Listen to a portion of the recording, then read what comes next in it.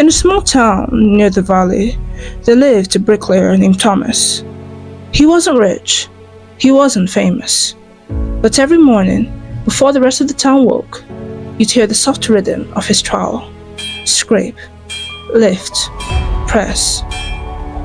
Thomas had been building the same wall for nearly 10 years, a wall that stretched along the valley edge, protecting the town from the wind that used to tear through their crops.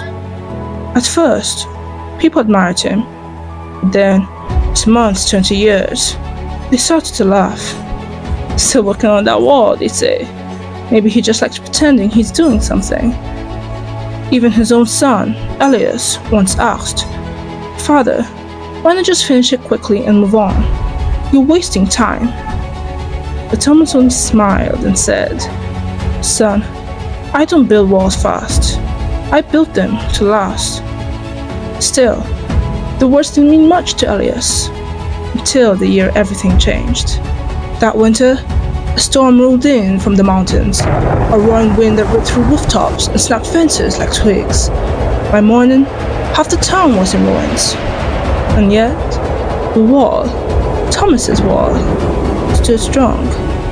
The townspeople gathered, stunned. How? They asked. How did this wall survive when even our own homes fell? Thomas didn't boast.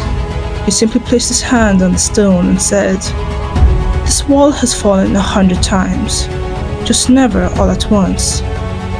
He looked at Elias and explained, "Every crack you see, I've seen before.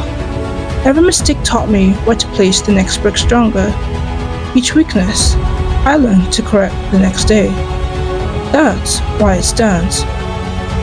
Elias looked up at the wall, solid, weathered, unshakable, and finally understood. Confidence isn't about never failing. It's about learning where you cracked and showing up to lay the next brick anyway. That day, the town stopped laughing. They started building their walls the way Thomas did, slowly, steadily, with intention. And soon, the phrase, "lay it like Thomas," became a saying that meant, do it right, do it strong, do it until it stands. Confidence is no different. Every setback teaches you how to stand a little stronger. Every fall, if you learned from it, becomes part of what keeps you standing next time. So don't rush the wall you're building. Lay it right, lay it again. Lay it until it stands.